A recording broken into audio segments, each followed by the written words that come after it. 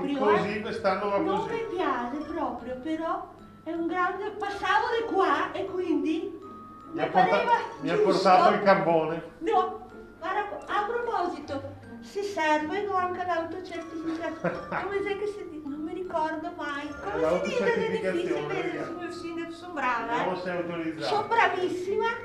Fatta. La Befana, Vi- Bosco del Montello. E non si chiede l'età, giusto? Giusto. No, perché sono nata il 6 di gennaio, ovviamente, signor sindaco, ovviamente. Però no, l'anno. Io devo raccomandare i bambini di Treviso.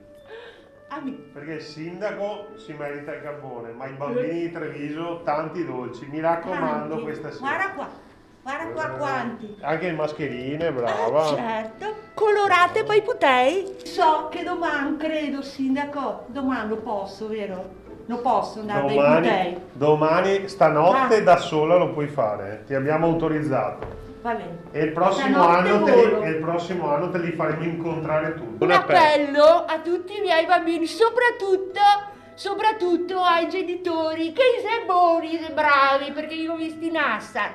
Però, se non mi impissa il cammin sotto, è meglio, perché ogni volta che smonto, c'è più volte che mi brucio, che qui, che no. Befana, grazie davvero, perché anche quest'anno, nonostante la pandemia, ti sei ricordata dei nostri bambini. Sì. E anche del carbone al sindaco, quindi grazie. Beh, ma era buono però. Però ricordati che il prossimo anno Sì. tutti i bambini ti verranno ad abbracciare in piazza. Grazie infinite e tanti baci, buone chi? Epifania, No, Epifania. Epifania. E viva la Befana. E viva la Befana.